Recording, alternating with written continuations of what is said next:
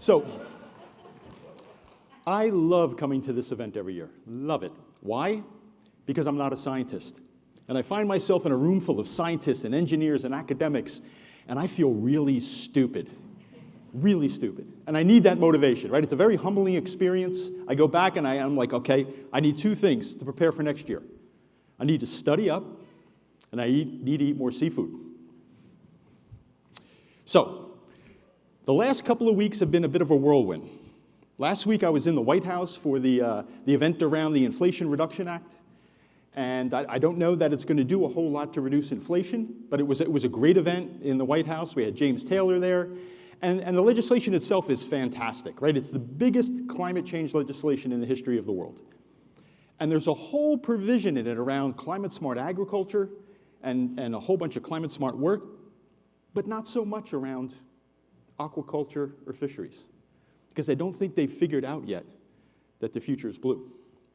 The next day in the White House, we had a summit around the President's executive order on biomanufacturing and biotechnology. We had a whole bunch of industry leaders there. I think they had half the cabinet members there. And we had really robust discussions around using microbiology and biotechnology to not only produce things, but make more food, more medicine, more materials. Not so much around aquaculture or fisheries, because they don't think they understand yet that the future is blue. The last few days, I've been in New York, right? It's UN General Assembly week, it's climate week. All the dignitaries come together, and there are seminars everywhere, and fancy dinners, and fancy lunches, many speeches. I heard all about regenerative agriculture. I heard all about new means of fertilizer, new means of seed, new transformative food systems, exercises. But with the exception of one event, and I went to 17 of them, I didn't hear anything about blue food, because they don't understand yet that the future is blue. But I find that really irritating. Really irritating. We just heard about how important seafood is for your mental health, your physical health, your cognitive health. I mean, we know that 3 billion people on the planet today get at least 20% of their protein already from blue food. We know that if we increased consumption by just 8%, we'd immediately eliminate micronutrient deficiencies in 160 million people. This is a staggering impact from embracing blue food more. We also know that blue foods are far more climate friendly than what I'll call terrestrial protein products. And it irks me to say that because my company is one of the biggest producers of feed ingredients for animal protein production in the world. And we're working, of course, to make that more sustainable. But we know already that the seafood industry, both wild caught and aquaculture, are more climate friendly and will be more climate friendly going forward than the production of terrestrial protein. We also know that from a biodiversity perspective, blue food is far superior. So I know in my business, we spend a lot of money, time, energy, and effort feeding poultry, pigs, and cows, and cattle. That accounts for 97% of terrestrial protein. But that concentration lends itself to big problems at a global scale. Could be African swine fever, could be avian flu, could be a whole host of other diseases. We don't see that on the blue food side. Already today, we consume 2,300 different species of blue food, and we grow 600 different species through aquaculture. It's an amazing industry, and it's grown 50% in the last 50 years. And we know that it's going to more than double by 2050. So how are we going to meet that growing demand? Well, we already know that the wild-caught industry is up against sustainable limits. 34.2% of fisheries are already beyond sustainable limits in harvest. About 59.6% are right up against that number. And so although every year they do a better and better job of maintaining a sustainable fishery, we know the growth will not necessarily come from that area. We're going to have to look at aquaculture. And if we look at aquaculture, which has grown tremendously over the years, right? It's about 7.5% annual growth rate since 1970. If we look at aquaculture, we know if we just go about it in a Wild West format, it's going to be devastating. Devastating to the ecosystem, the environment, devastating to people, the planet, and at the end of the day, devastating to profits.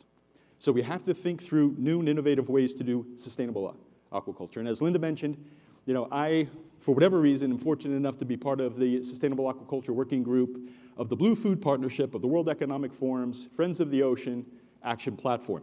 I would like to say there's an acronym for that, but I think it would go across the entire stage. And we recently came up with a 122-page report that outlines some recommendations for sustainable aquaculture going forward. And it's really a very fulsome and robust report. There were 100 scientists involved, not me, not a scientist, who did a whole blue foods assessment, reduced that into 9 scientific papers, which serve as the basis of the scientific foundation for this big report. It's got a lot of recommendations and 26 different case studies that shows how those recommendations can be applied at all levels of scale. And I'll walk through just a few of those recommendations, and maybe they can serve as the basis for conversation going forward. But I find the entire practice to be extremely interesting. And the first area of recommendation is dealing with feed ingredients in aquaculture.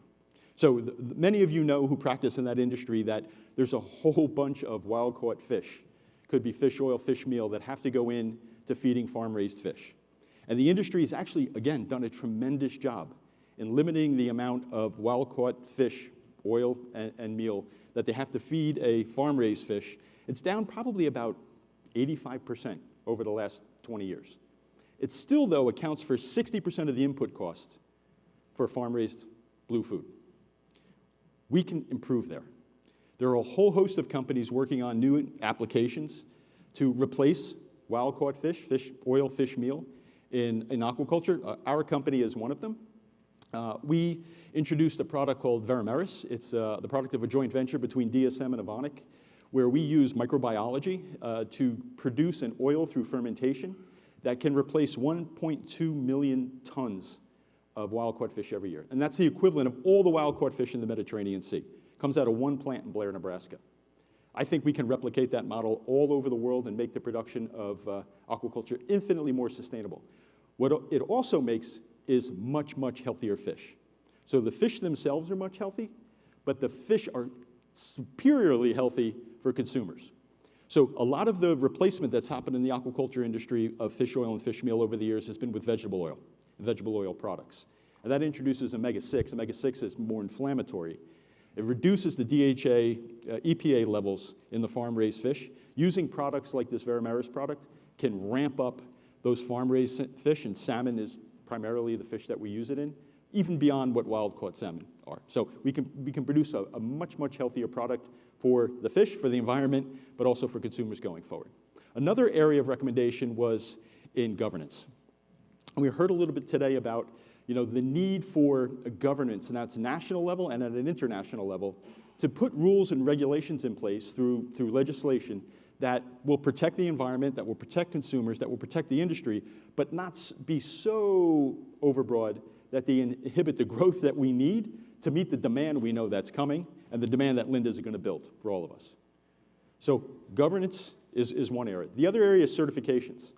So there are lots of great certification programs out there. I think we're probably familiar with many of them. ASC, the Global Aquaculture Alliance, the Monterey Bay Aquarium Group. There's probably between 30 and 50 of them worldwide. They only cover 3.5% of the entire industry.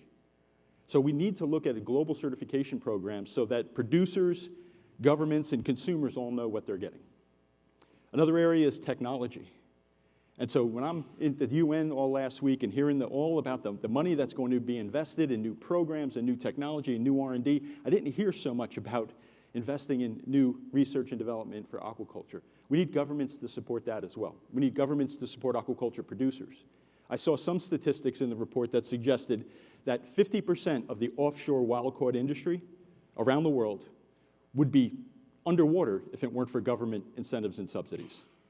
Maybe we can reposition some of those government grants, incentives, and subsidies to support other industries as well that are growing seafood in a more sustainable way. Another area that the report recommends is around advocacy. And I guess that's in some respects the call to action today. We know that, and we've seen, that governments, policymakers, for whatever reason, give the blue food industry sort of short shift. They spend tremendous amounts of time, energy, effort, programs, speeches, gatherings around commodity-based agricultural grains, around the animal protein industry for terrestrial proteins. We'll see that next week at the White House Summit on Hunger, Nutrition, and Health.